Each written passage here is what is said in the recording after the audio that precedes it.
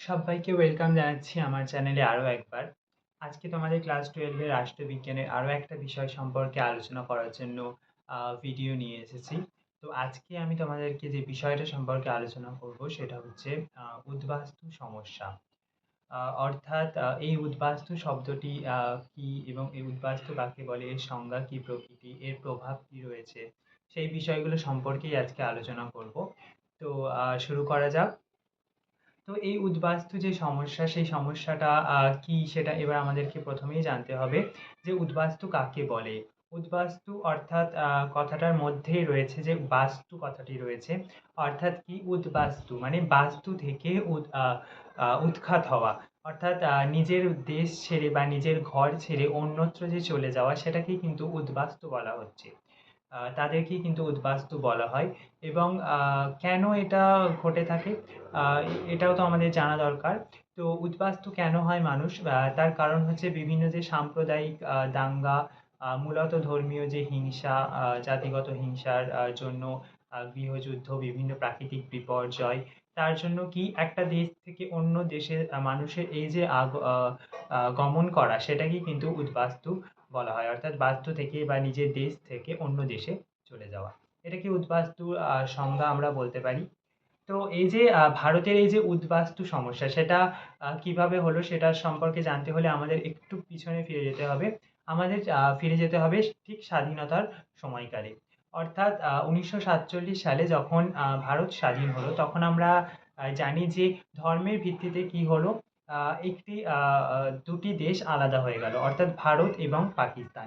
আমরা জানি যে পাকিস্তান, মোহাম্মদ আলী জিন্নাহর প্রধানমন্ত্রীত্বে পাকিস্তান গঠিত হলো একটি আলাদা দেশ, ধর্মীয় দেশ হিসেবে। এবং ভারত একটি ধর্মনিরপেক্ষ দেশ হিসেবে আত্মপ্রকাশ করলো। এবং যার প্রধানমন্ত্রী হলো কিন্তু জওহরলাল নেহেরু। এই যে ধর্মের ভিত্তিতে এই যে বিভাজন, সেখান থেকেই কিন্তু কি হলো, এই যে পাকিস্তান বা এই যে পাকিস্তান, পশ্চিম পাকিস্তান যেটা পাকিস্তানের অংশ রইলো, এবং পূর্ব পাকিস্তান যেটা বাংলাদেশের অংশ থেকে গেল, সেখানে কি হলো, সেখানে যে হিন্দু বা শিখ যে শরণার্থী যারা ছিল, যারা কি সংখ্যালঘু ছিল সেখানকার, অর্থাৎ কি পাকিস্তান এবং পূর্ববঙ্গ অর্থাৎ বাংলাদেশ বলে যে দেশ, বাংলাদেশের মধ্যে এখন যেটা পূর্ব পাকিস্তান যে অংশটা, সেখানে কি হলো, সেখানকার যে মানুষজন, তারা যে হিন্দু এবং শিখ যে মানুষজন, তারা কি করলো, তারা ভয় পেল, এবং তারা একটা অত্যাচারিত হয়ে বা নিরাপত্তার অভাবে তারা কি করলো, এই আমাদের ভারতের যে পশ্চিমবঙ্গ, ত্রিপুরা, এই যে অঞ্চলগুলো, এবং পাঞ্জাবে যে অংশগুলোতে, সেগুলোতে কিন্তু এসে তারা বসবাস শুরু করলো। সেখান থেকেই কিন্তু এই ভারতের এই উদ্বাস্তু সমস্যাটা শুরু হলো। এবং এই উদ্বাস্তু কেন এলো, তারা এলো, তারা খাদ্য, বাসস্থান, কর্মসংস্থানের জন্য কিন্তু তারা এই দেশে আসতে বা এই দেশে এসে বসবাস করতে শুরু করলো। এবং তারপরে তারা কি এখানকার যে রেল স্টেশন, সেখানে রেল স্টেশনের পাশের জায়গাতে তারা বসবাস করতে শুরু করলো। এছাড়াও তারা পায়ে হেঁটে, কেউ রেলপথে, নদীপথে তারা কিন্তু নিজেদের ভিটেমাটি ছেড়ে এই দেশে আসতে শুরু করলো, যাদেরকেই কিন্তু উদ্বাস্তু বলা হয়। তো এই উদ্বাস্তু কাদের বলা হয় তাহলে তোমরা নিশ্চয়ই বুঝতে পারলে, এবং এই উদ্বাস্তুর প্রকৃতিটা কি।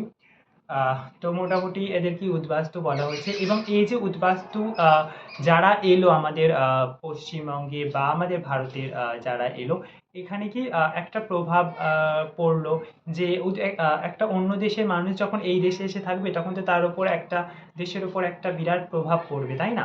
তো এই যে প্রভাবগুলো রয়েছে, সেই প্রভাবগুলো আমি একটু আলোচনা করছি। যে প্রভাবগুলো পড়লো সেটা হচ্ছে আর্থিকভাবে একটা সমস্যার সৃষ্টি হলো। অর্থাৎ কি, আমাদের ভারতের জনসংখ্যাই তো প্রচুর। আমরা তো জানি যে ভারতের এত জনসংখ্যা, সেখানে যদি আরও অন্যান্য দেশ থেকে মানুষজন আসতে শুরু করে, তাহলে কি হবে, ভারতের আর্থিক ক্ষেত্রে একটা সমস্যার সৃষ্টি হলো। অর্থাৎ এই যে যারা এসে এই রেল স্টেশনে বা শহরাঞ্চলে বস্তিতে যে তারা এসে বসবাস এছাড়াও সমুদ্র উপকূল, যে উপকূল পেরিয়ে যারা আসতে শুরু করলো, তারা যে ওই অঞ্চলগুলোতে থাকলো, তার ফলে কি হলো, সেখানকার যে একটা সমস্যার সৃষ্টি হলো। এবং সেখানে যে বাসস্থানে থাকা বা তাদের যে কর্মসংস্থান, তার জন্য কি হলো, একটা আর্থিকভাবে একটা সমস্যার সৃষ্টি হলো, এবং অর্থনৈতিকভাবে কিন্তু ভারত একটু দুর্বল হয়ে পড়লো। কারণ এদেরকে তো ভারত থাকতে দিচ্ছে এবং থাকতে দিল। কারণ কোথায় যাবে এই মানুষগুলো, তাই না? তারা তো অত্যাচারিত হয়ে এই দেশে এসছে। এছাড়াও তারপর আর কি হলো, দ্বিতীয় পয়েন্ট সেটা হচ্ছে চাকুরির বাজারে প্রতিযোগিতা।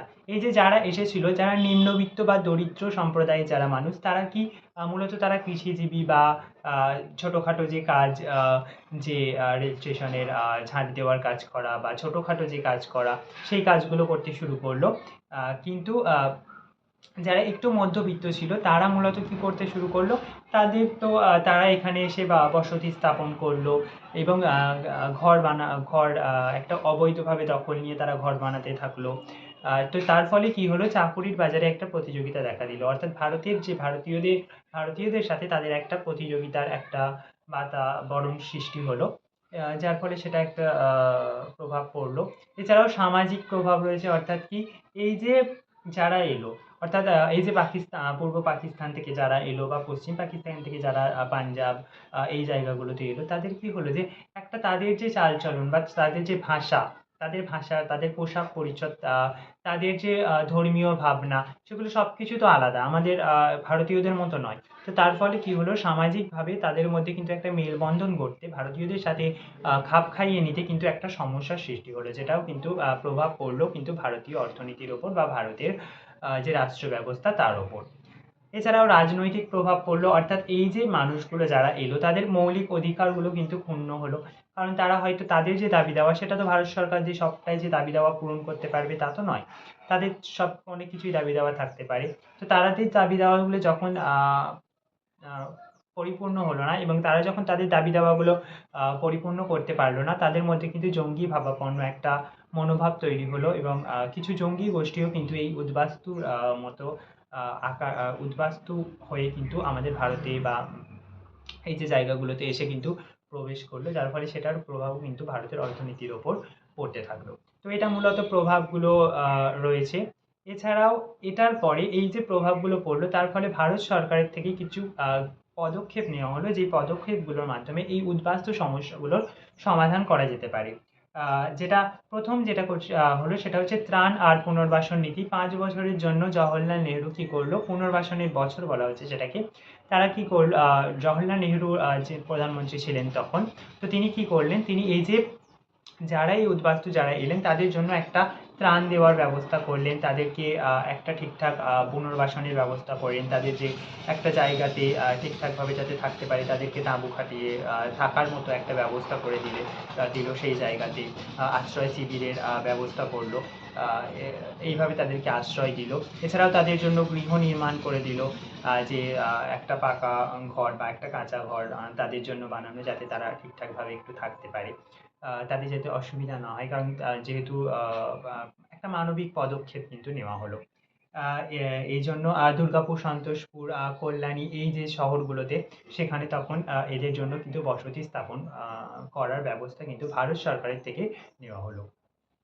এছাড়াও তাদেরকে কর্মসংস্থানের সুযোগ দেওয়া হলো। এই যে শিল্প কলকারখানায় যে বিভিন্ন এই যে উদ্বাস্তু যারা ছিল তাদেরকে কিন্তু নিয়োগ করা হলো, তাদের যাতে একটা কর্মসংস্থানের সুযোগ হয়। এছাড়াও চাকুরির বাজারে তাদেরকে সুযোগ দেওয়া হলো, প্রতিযোগিতার মাধ্যমে তারা যদি চাকুরির ক্ষেত্রে সুযোগ সুবিধা পেতে পারে এবং চাকুরির পরীক্ষায় বসে সরকারি চাকুরি বা অন্যান্য বেসরকারি চাকুরিতে যাতে অংশগ্রহণ করতে পারে, সেই সুযোগগুলো কিন্তু ভারত সরকারের থেকে গ্রহণ করা হলো। এছাড়াও জমি বন্টন করা হলো, অর্থাৎ এই যে যারা ছিল তাদেরকে কিন্তু কিছু জমি দিয়ে দেওয়া হলো এবং তাদের মূলত যে কৃষিজীবী যেহেতু সম্প্রদায় ছিল, তো তাদের জন্য কিছু কৃষির জমি দেওয়া হলো, যাতে তারা চাষবাস করতে পারে, চাষবাস করে খেতে পারে, এই জন্য। এছাড়াও তাদেরকে নাগরিকত্ব প্রদান করা হলো, ভারত সরকারের নাগরিকত্ব তাদেরকে কিন্তু ভারত সরকারের তরফ থেকে প্রদান করা হলো। এছাড়াও তাদেরকে কিন্তু রেশন কার্ড দেওয়া হলো এবং যাতে বিনামূল্যে তারা রেশন পেতে পারে, সেই ব্যবস্থাটাও কিন্তু গ্রহণ করা হলো। তো মূলত এই ধরনের পদক্ষেপগুলো ভারত সরকারের তরফ থেকে নেওয়া হলো। তো মূলত এটাই ছিল উদ্বাস্তু সমস্যার প্রভাব এবং সেই সমস্যা সমাধানে ভারত সরকারের পদক্ষেপ। ছোট করে তোমাদেরকে বোঝানোর চেষ্টা করলাম। আশা করি উদ্বাস্তু সমস্যাটা সম্পর্কে তোমরা বুঝতে পারলে। এছাড়াও আরেকটা পয়েন্ট যেটা তোমরা জেনে রাখবে, সেটা হচ্ছে জওহরলাল নেহেরু এবং লিয়াকত আলী খান, যাদের মধ্যে কিন্তু দিল্লি চুক্তি স্বাক্ষরিত হলো 1950 খ্রিস্টাব্দে। এবং সেই দিল্লি চুক্তির মাধ্যমেও কিছু গৃহীত পদক্ষেপ গ্রহণ করা হলো যাতে এই উদ্বাস্তু সমস্যার সমাধান করা যায়। সেগুলোও রয়েছে, সেগুলো সম্পর্কে আর ডিটেইলস আমি যাচ্ছি না। তাহলে ভিডিওটা অনেকটাই লেন্দি হয়ে যাবে। আর আমি চাইছি না বিরাট লেন্দি কোনো ভিডিও করতে, কারণ তোমাদের সামনেই যেহেতু এক্সাম রয়েছে। তো উদ্বাস্তু সমস্যার এই বিষয়টা সম্পর্কে খুব হালকা করে তোমাদের বোঝানোর চেষ্টা করলাম। আশা করি তোমরা যদি উপকৃত হও তাহলে খুবই খুশি হব তার জন্য। তো আবারও কোনো ভিডিও নিয়ে নিশ্চয়ই চলে আসবো। ততক্ষণ সবাই খুব ভালো থেকো। আর যদি ভিডিওটা ভালো লাগে তাহলে অবশ্যই একটা লাইক করে দিও। ধন্যবাদ সবাইকে।